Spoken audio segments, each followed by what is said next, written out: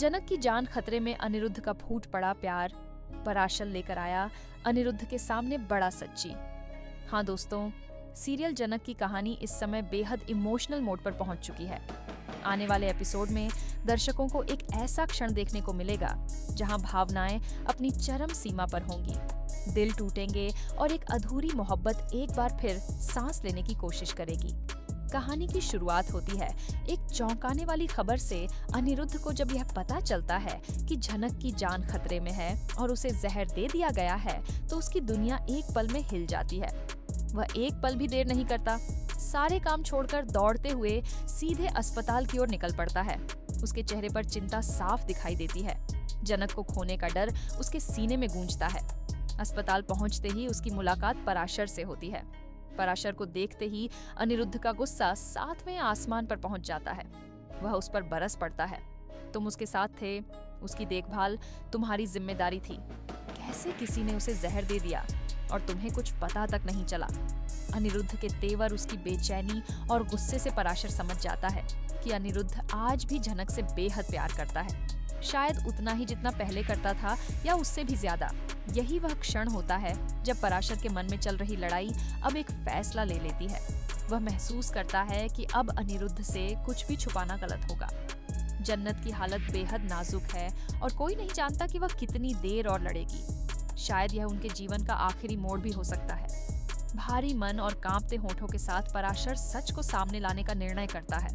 वह कहता है, अनिरुद्ध, मैं और जनक पति पत्नी नहीं है। हमने बस गांव वालों के सामने एक नाटक किया था ताकि वह वहां सुरक्षित रह सके। हम अनिरुद्ध हैरान होकर उसकी ओर देखता है जैसे उसके कानों पर भरोसा न हो रहा हो।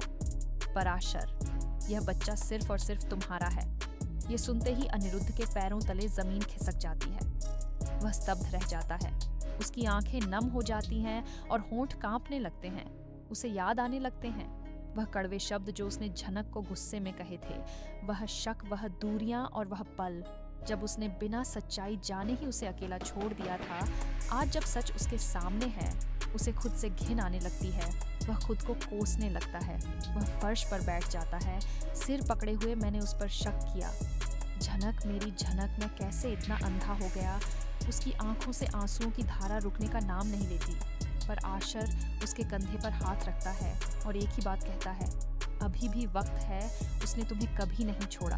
अनिरुद्ध, तुम भी अब उसे मत छोड़ो। यह सुनते ही अनिरुद्ध जैसे जाग जाता है। उसकी आंखों में अब एक नई आग है, एक नई उम्मीद। वह जान चुका है कि उसके और जनक के बीच जो रिश्ता है वह सिर्फ दिलों का नहीं, आत्माओं का रिश्ता है।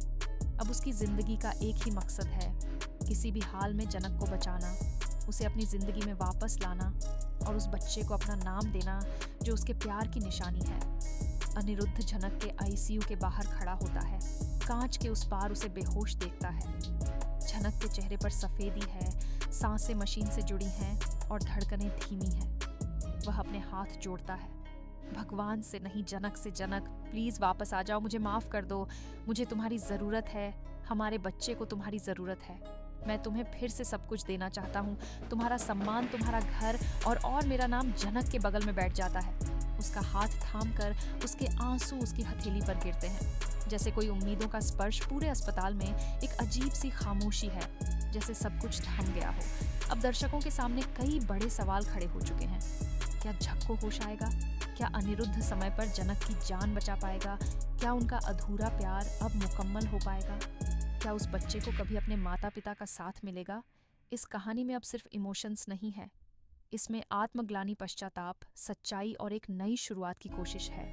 अनिरुद्ध का यह बदलाव दिखाता है कि जब इंसान सच से टकराता है तो उसकी दुनिया हिल जाती है, पर साथ ही वह नया बनने की हिम्मत भी जुटा पाता है।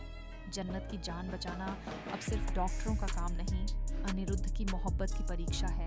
उसकी सच्ची माफ़ी, उसकी नीयत और उसका प्यार अब वक्त की कसौटी पर खरा उतर पाएगा या नहीं, यही आगे की कहानी तय करेगा। तो बने रहिए झंडक के साथ, क्योंकि अब यह सिर्फ एक सीरियल नहीं रहा, ये एक ऐसी प्रेम कहानी बन चुकी है जो दिल को छू जाती है।